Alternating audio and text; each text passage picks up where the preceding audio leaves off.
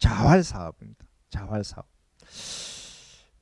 저는 국민기초생활보장제도에서 제일 강조하고 싶은 내용이 바로 이 내용입니다. 18세 미만의 아동이나 65세 이상의 노인, 또 중증 장애인처럼 노동 능력이 매우 약한 사람은 어떤 자활 방법이라는 것이 별 뼈초각이 없습니다. 자, 그런데 18세 미만의 아동도 매년 나이를 먹게 되면 18세 이상이 되잖아요.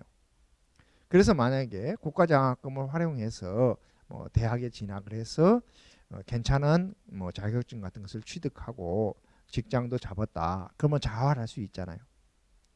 또한 지금은 어린 자녀들이 있기 때문에 노동 능력이 있단 말이죠. 그러면 국가는 노동 능력이 있는 사람에게는 일을 조건으로 해서 복지급여를 주고 있습니다. 특히 18세 이상 65세 미만은 노동 능력이 있기 때문에 근로를 조건으로 해서 수급자로 선정을 해주는 거예요.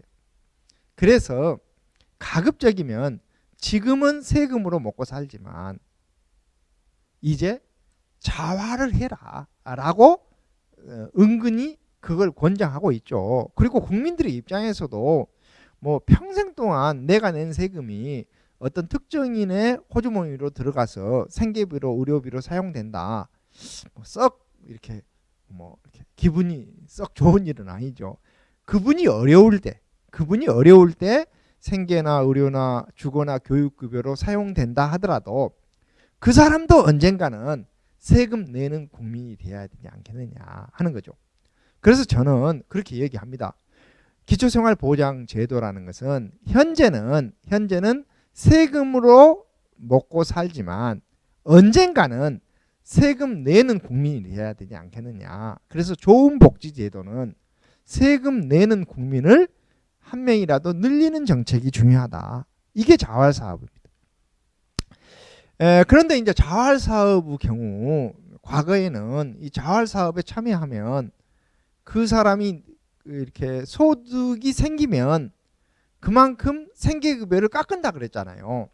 예를 들어서 3인 가구로 생계급여를 받을 수 있는 돈이 만약에 120만 원이다.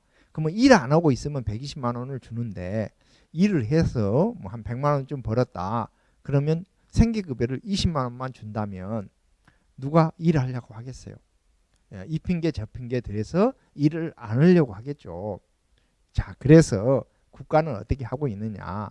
대체로 자활 사업에 참여한 사람에게 돈을 줄 때 그냥 200만 원 이렇게 주기보다는 예를 들어서 한 50만 원 정도는 임금이라는 이름으로 주고 또 일부 돈은 이렇게 출퇴근도 해야 되고 또 급식도 먹어야 되고 하니까 이제 일종의 장려금으로 줍니다. 그래서 이 장려금은 소득으로 계산을 안 해요. 자, 뿐만 아니라 소득으로 받은 150만 원도 다시 30%를 추가 공제해 준다 그랬잖아요. 그러면 45만 원을 공제해 주는 거예요.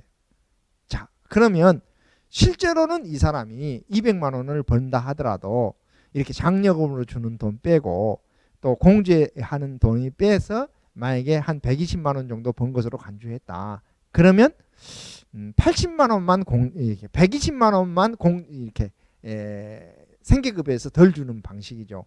그러면 이해하시겠죠.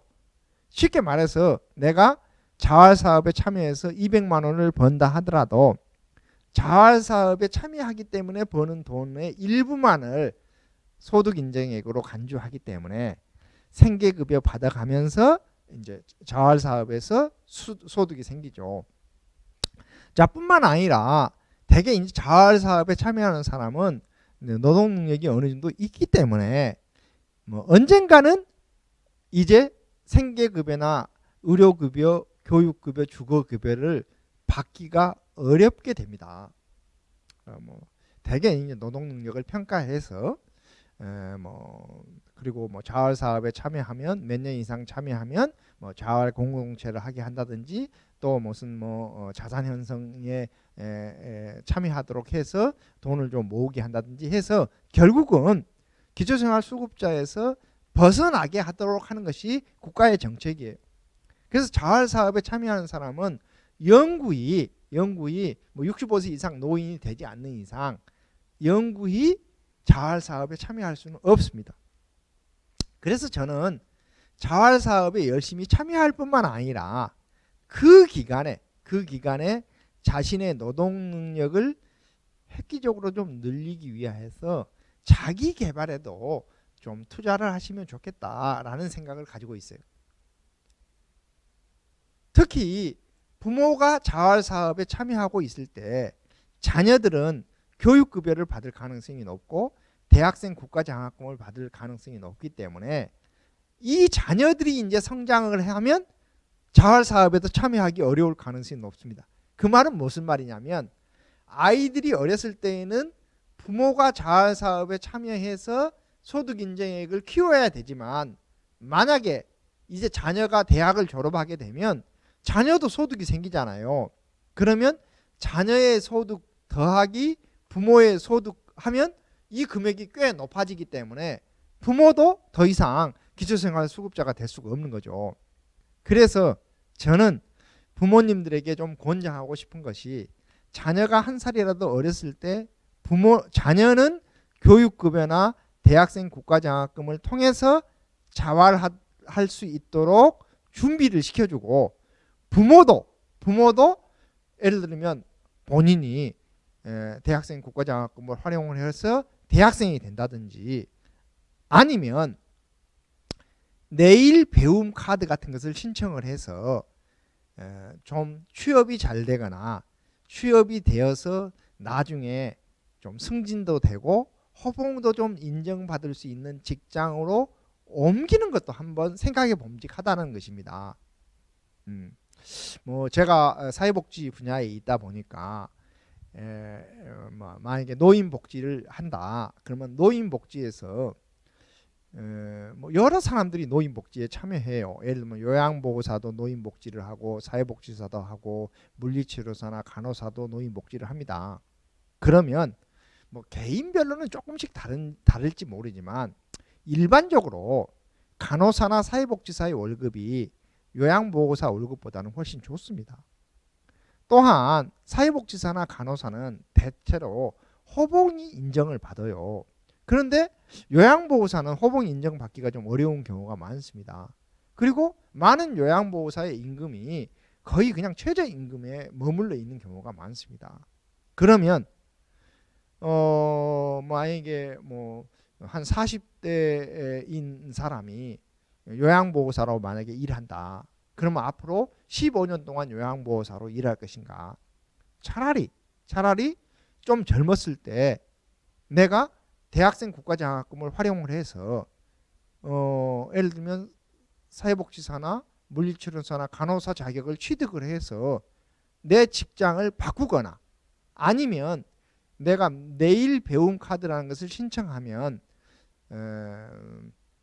5년 동안 300만 원 범위 내에서 경우에 따라서는 500만 원 범위 내에서 학원비를 결제할 수 있는 카드예요.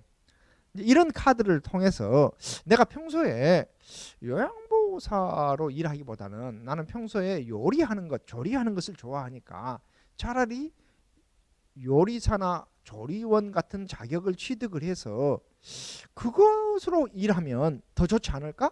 이런 식으로 한다든지 나는 평소에 뭐 컴퓨터 다루는 것은 잘한다고 주변에서 칭찬을 받았다면 엑셀이나 뭐 컴퓨터 활용 능력이라든지 또 그보다 더 세련된 고급 기술 캐드라든지 이런 고급 동영상을 찍고 촬영하는 뭐 편집하는 이런 기술이라는 것을 내일 배움 카드를 통해서 이수를 하면 직업을 옮길 수가 있다는 것입니다. 그래서 저는 아무리 직업에는 귀천이 없다라고는 하지만 직업의 세상은 아주 철저하게 임금이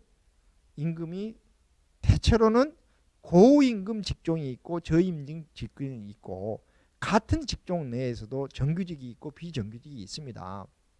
세상이 아무리 바뀌어도 이게 임금 체계가 바뀌기는 쉽지 않는 것 같아요. 그래서 저는 뭐 여러분들이 이런 뭐 내일 배움 카드나 교육급여 제도나 대학생 국가장학금 제도나 이런 것을 통해서 직업 능력을 바꾸시기 바랍니다.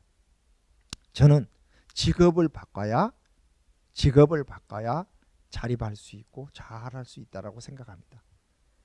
그래서 저는 여러분들이 현재는 사실 어쩔 수 없이 조건부로 이렇게 노동을 조건으로 이렇게 생계급여를 받거나 교육급여를 받는 경우가 많기 때문에 어쩔 수 없이 일한다 이렇게 하는 사람도 없지 않아 있겠지만 저는 좀 더 장기적인 안목에서 다른 복지급여를 잘 활용해서 이제 자활의 길을 꼭 찾아주십사 당부드리고 싶습니다.